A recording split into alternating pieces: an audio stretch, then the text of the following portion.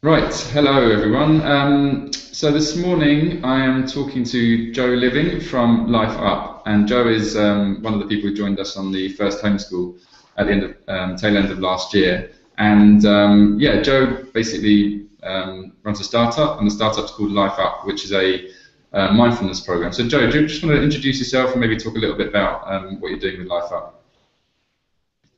Yeah, sure. I something that it's an e-learning mindfulness platform that I launched about a year ago with my business partner Scott, and it's designed to help people build mental muscle and personal resilience through a series of daily activities through this mindfulness program. And we believe that by changing the lens through which you see the world, you can tangibly improve your experience of everyday life. And in the same way that you might take exercise or eat vegetables for physical well-being, what do people do to proactively and preemptively manage their mental well-being? So that's our angle, and it's an online platform, and we're hoping to launch it through an email drip feed campaign with a series of 21 activities delivered via email for the user, and eventually marketing to corporates as part of their employee wellbeing program. Brilliant. And I love the idea of mental muscle. I think I might be using that now in our work to flex our mental muscle. And in terms of how the idea came about, is this something that you found value in yourself? Mindfulness is a way to. Yeah, absolutely. It was from both Scott and I came through it from different angles, but from my experience, I had 10 years in investment banking, and that came with quite grueling hours and various pressures, as well as the usual ups and downs of life, I suppose, from my personal side, and found a range of tools that I had found extremely useful in just regaining some balance and clarity and perspective in a life situation, and it also made me more resilient through work pressures. So I had found these from reading of books and my own courses and internet searches, and some of it's a combination of ancient Eastern wisdom married with a more modern psychological tools, and there wasn't sort of one-stop shop for all of these things that we had found really valuable ourselves. So that was the sort of inspiration to bring it together in one place. Awesome. So yeah, I think we're actually doing a workshop tomorrow down on Brighton Beach with a mindfulness guru, which is called Moonshot Mindfulness. So we're helping people sort of create a vision for the future that inspires them, and I think the idea is to clear your mind at the beginning and kind of create that conditions for magic to happen. Well, that's the plan anyway. And just yeah, in terms of how you So, discovered. Sorry, Joe. A bit. sorry. It's great. Mindfulness takes so many different areas, and about this over a year ago. We to avoid sort of alternative, and now 2014 I think was the year of mindfulness, and it's become a buzzword and everyone's talking about it and hopefully doing it as well, and that's what we.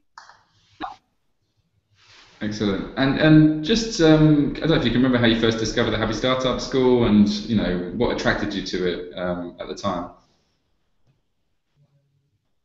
You broke up a bit there, but I think you're asking me how I came across the startup school and what attracted me to Yeah, it. exactly. That's Okay. I think I was on the Happy Startup School mailing list from some time ago and saw some useful tools and resources come through, and sort of freebie downloads, which I've drawn upon, but they were sort of in the background. And so this email advertising comes for telling a bit about the course, and it seemed to tick a lot of boxes.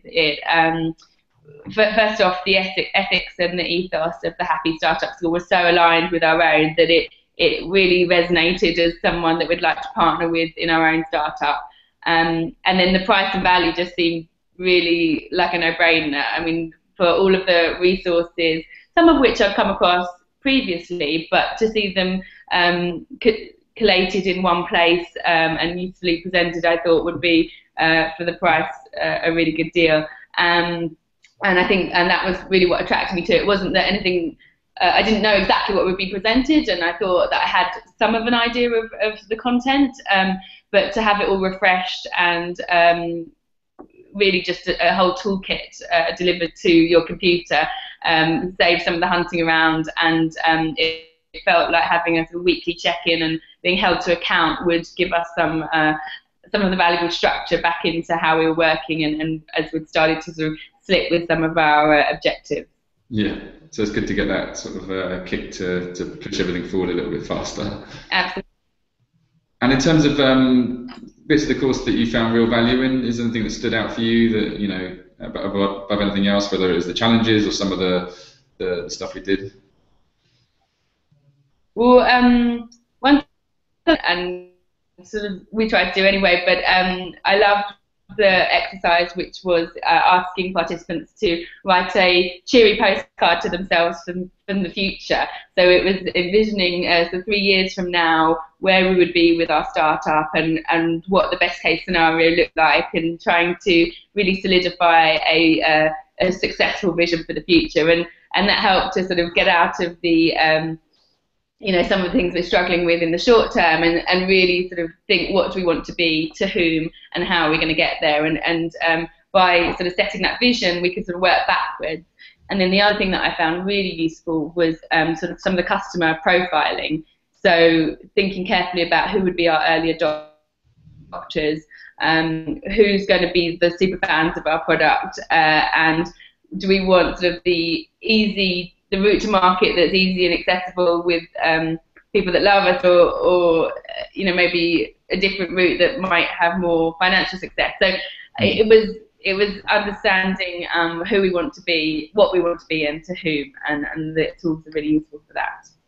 Awesome. And yeah, I think it's a lot of this stuff's really focused, really, isn't it? Knowing, I think particularly with the vision of the future, it's thinking about what success is for you, I suppose, because a lot of people just think, you know, it's financial targets, or it's, you know, I need a big team. But actually, with that exercise, you think more about the kind of situation, where you are, what your day looks like, even, which is a different way of looking at it, I suppose. And also the customer thing is, yeah, and the structure.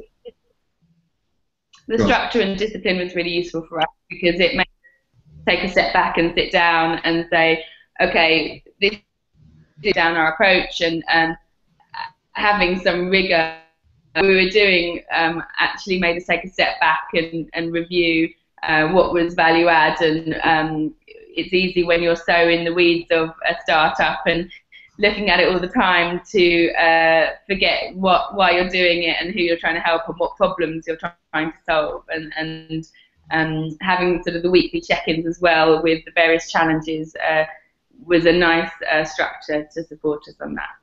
Cool. Yeah, I think particularly the customer thing is, again, focus, because I think every startup starts with the idea that, you know, this product could be for anyone, and, you know, my market's huge, and I think it takes a lot of discipline and kind of effort to actually zoom in on just a few people at the beginning, and then branch out from that, and not think too big too soon, and trying to start small in some way. Absolutely. And in terms of, given it was the first time we've run this, you know, any feedback for us in terms of improving it, you know, because we're bringing all this insight from people to make it even better next time, and to create an amazing online learning experience. So was there anything for you that maybe we could just kind of look at? Yeah, I mean, I really like the concept of having a buddy. So we were paired with someone geographically close, that was quite interesting, and I met up with mine once, and that was a nice kind of excuse for a coffee. I wondered if there might have been another buddy, maybe a virtual one that wasn't geographically close, but might have been more aligned with your startup, so you're actually connecting people in the same space. That could potentially be one value add. There was also, for me, a lot of different messaging. So sometimes there would be a lot of Facebook messages on the private community, and sometimes there was Google Hangouts, and sometimes there was the homeschool platform to interact with. So I was getting a little bit lost with where I was supposed to be looking for the next challenges, and they either got lost in my inbox, or were sometimes I felt they were posted on Facebook, and it might well have been me not being disciplined enough in how I was receiving the information. But a little bit of the challenges will be posted on the homeschool platform, and then or the Facebook, not both. So I found that a little bit sort of mixing of platforms, but I'm not sort of the biggest social media whiz, so that's probably me. Yeah, I think it was the first time we ran it, and we kind of launched it quite quick. So we tried to use existing tools like Facebook to kind of get things going. I think with these next versions, we're looking to kind of streamline it into a single interface for managing this stuff and taking all those learnings and kind of making it one coherent experience, I suppose. But the nice thing about Facebook was it was low barrier to entry for people to actually you probably know get going. Sorry. Sorry, I was cutting out there. You probably know the improvement. Oh, sorry. There's a delay on the line. I was just saying it's probably nothing that you don't know already, and I think having a single platform to deliver these things would be really useful. But again, as a sort of minimum lovable product, I was already raving about it to friends and colleagues of mine, and so I think you had it 95% of the way there. Great. And finally, any advice for anyone who's joining the course? You know, knowing what you know, having gone through that. Any tips for anyone?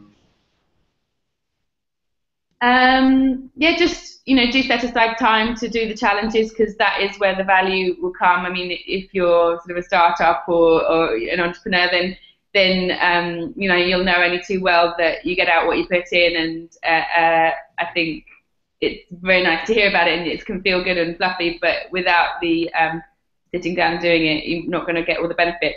But also on the flip side of that, if you don't do everything, don't just write off the whole course. You can dip in and out if you need to, and so maybe pick and choose the ones that will be most relevant or valuable to you, and then get those exercises or challenges done, and don't write it off just because you haven't done every single thing, but know there's a whole wealth of resource out there should you choose to embrace it. So and the connections as well. I think people were very open on the community forums that even if you're matched with a buddy that might not be the most suited, actually you can post on Facebook or put requests out there, and there's a whole community of other entrepreneurs looking to collaborate and help each other out. So that was quite nice as well.